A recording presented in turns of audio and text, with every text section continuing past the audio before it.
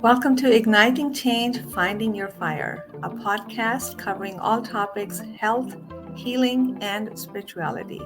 I'm your host, Meena Puri. Thank you for joining me.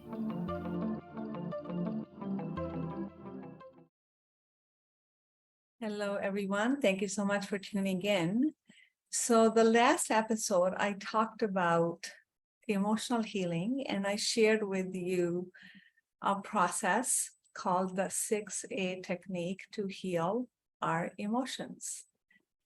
And I got a question as to, but how do we clear out the pain? And actually, prior to the question, I was also thinking to go a little deeper into this one particular area of emotional healing is how to clear out the pain. How to stop feeling the pain, really, in a nutshell. That's what the question is. So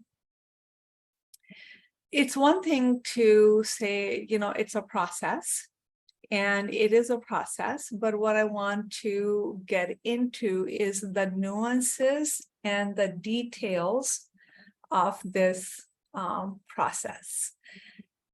And in particular, I'm going to talk about in this episode is what it is to feel and how do we feel, how to feel, and how to stop feeling the pain and the suffering. So,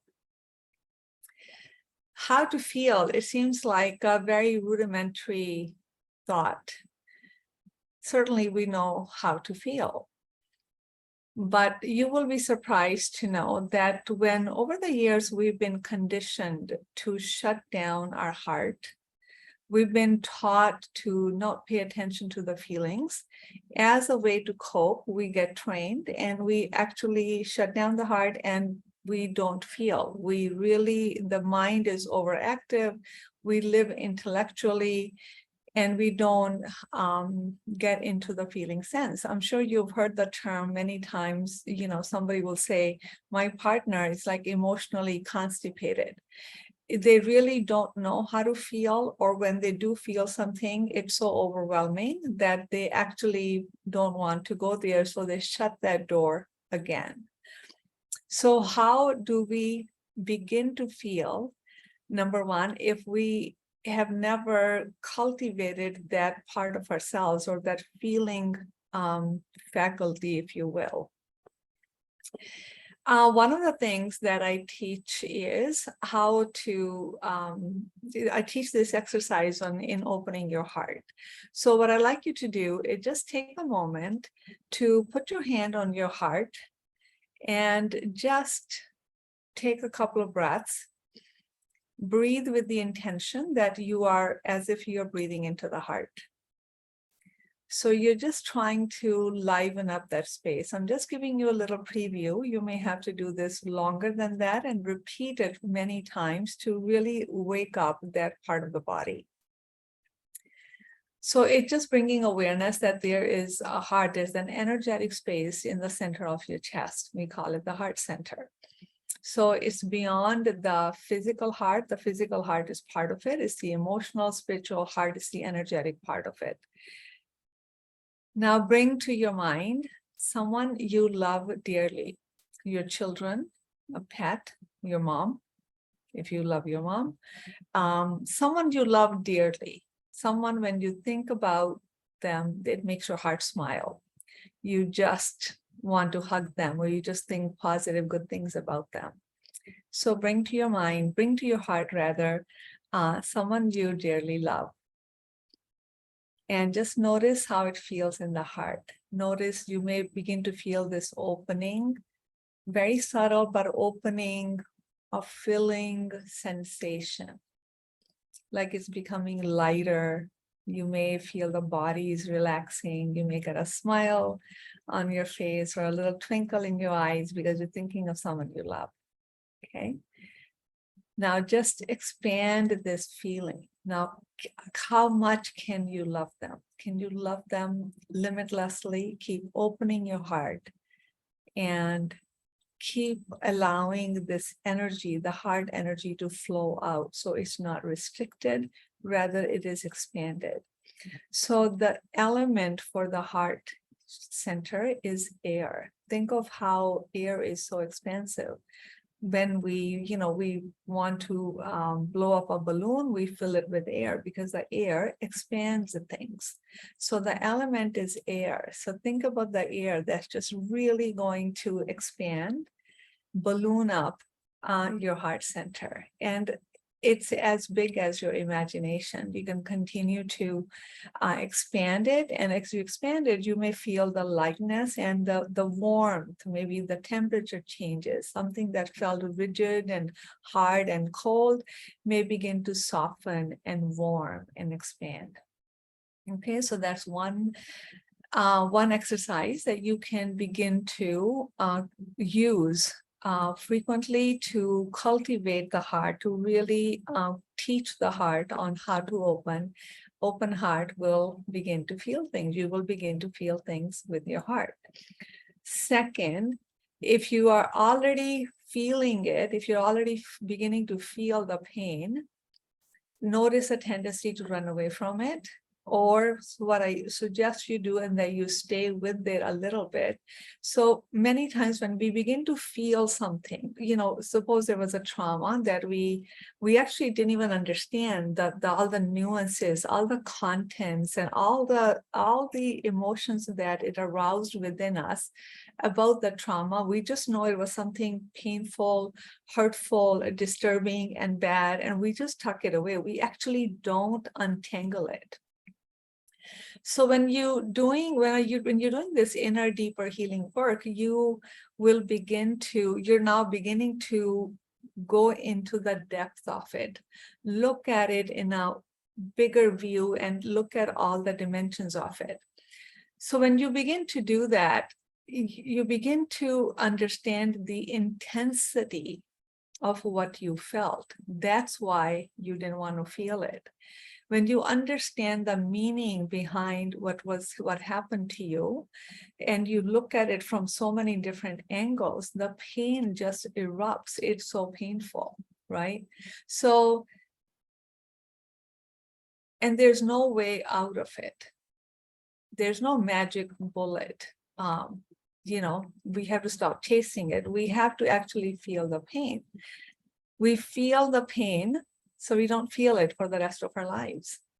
And if we don't feel the pain, it's not gone away. It's there just waiting for you, right? And it's just going to manifest in disease and all kinds of things. So when you begin to feel the enormity of what you endured, the pain that you suffered,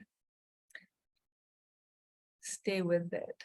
Whether it comes in going deeply inside the events, the details, as if it's happening now.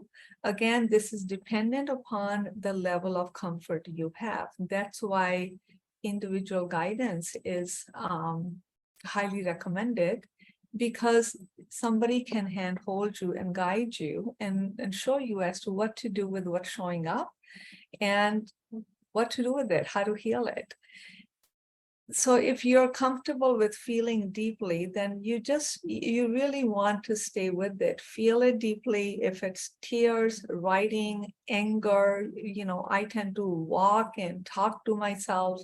I will write things down and I just feel. I know for myself, I just feel. I go deep into the nth degree until it's all been felt out. So the felt out, you do have to relive the pain, right? But remember, you never even touched it. You never even acknowledged the pain was there.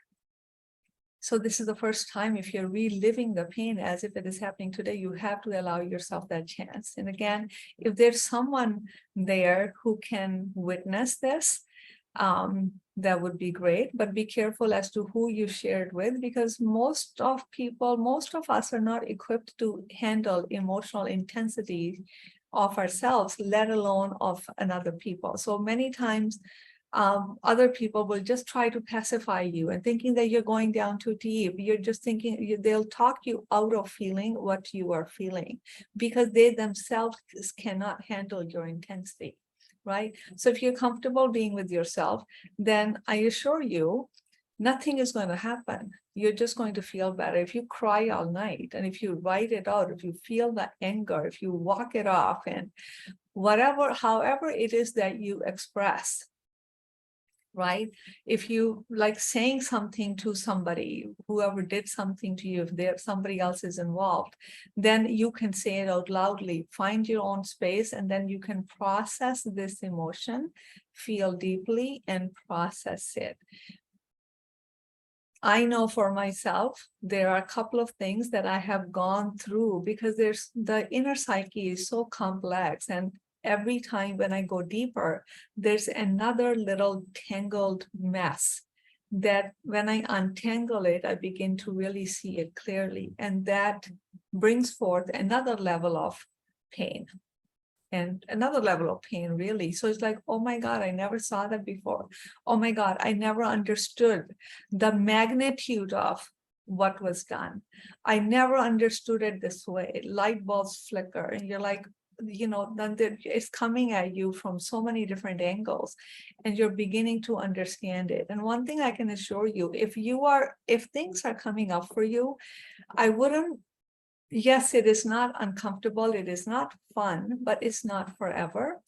But if it's coming up, it means that you're okay to handle it. So nothing happens, we never run out of tears. Nothing happens if you cry all night or for days, nothing is going to happen. You're still going to be okay. It's just not going, the process is not fun.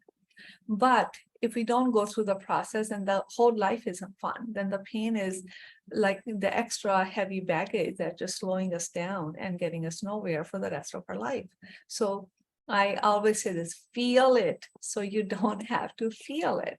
What I mean is feel it now, feel it deeply, so you don't have to keep feeling it for the rest of your life. So this is how you clear out the pain. We continue to the same painful things, the pain gets triggered in our life over and over again from a higher perspective, so we can heal it. But if we don't know that, we can get caught up in this perpetual cycle of pain and suffering. We can relive the story again and again and again without actually healing the story, without actually changing the story. So healing has so many different aspects to it. It's a process that you go through step by step. That's why it's really important. And it has a huge impact if you work with somebody one-on-one. We need witness, we need support, we need guidance. We don't know how to see ourselves. We cannot develop a bigger perspective. If we are so deep inside our own pain and suffering, you can't see yourself, right? So to answer the question, somebody who asked the question, how do I clear out the pain? This is what I can recommend. This is how you clear the pain. You feel it deeply. It's a process. It's not a one-shot deal. It's like, okay, I'm going to feel it now. And then you keep feeling it. Feel it until you can come to the place of love and tenderness, compassion, and kindness within yourself. It really is about you loving your pain. So compassionate is your capacity to meet your pain with heart, with love. When pain is coming up, it is ready to know love. Whose love? Your love. Crying makes the sorrow sweet. When we feel deeply, things soften. Because when we are not feeling it, we think we're not dealing with it. We're actually leaking our energy that we are vesting in keeping that thing, that trauma, the energy of it just away. We're like resisting. We're like, no, I don't want to feel it. It's too much. I don't want to do it, right? It's causing more damage. It's making it bigger than it really is. Nothing is going to happen to you if you feel deeply. You're actually going to come to a place of wholeness within you, because when you love your pain, when you love the part of you that is in pain, you expand who you are. Your heart expands because now it includes all of the joys It includes all of the pain. This is holism. You're whole. The heart knows love. Feel it through the heart. Open the heart.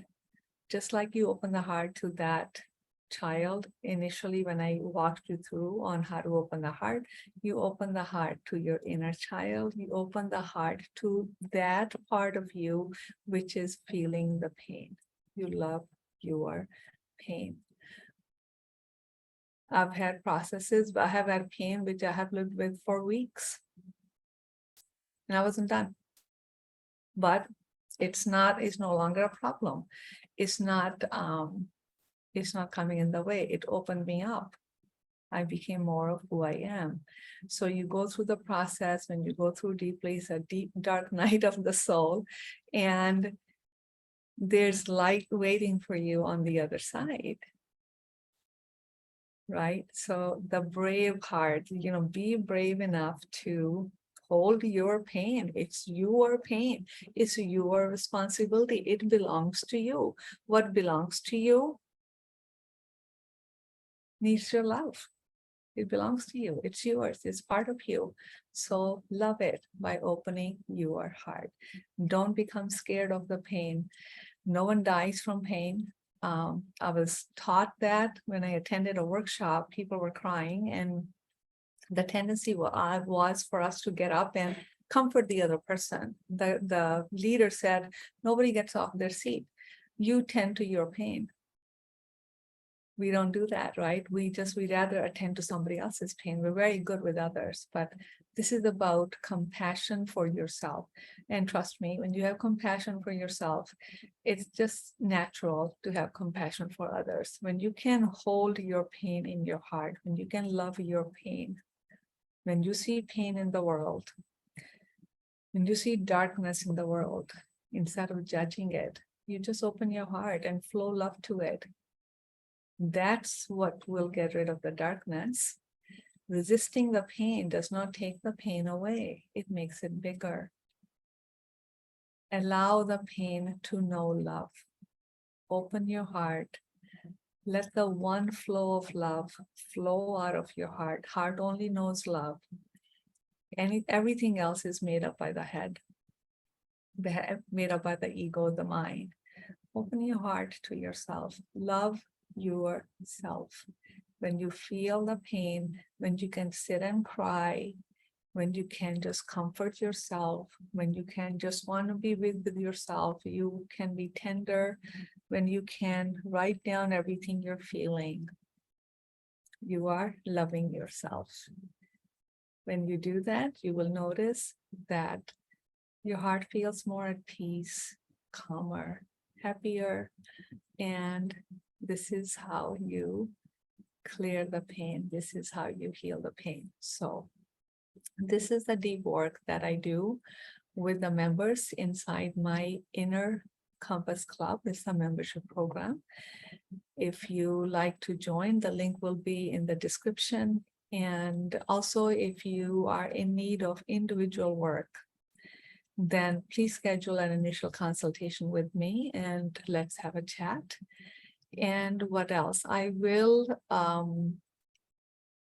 these two details will be in the description box. I hope that it helped you. And let me know if you have any other questions. What did you think of this video, what I taught you in this video today? Let me know your thoughts. And if you know someone who could benefit from this, please share. Please share with them. Thank you so much. And I will look forward to seeing you at the next podcast.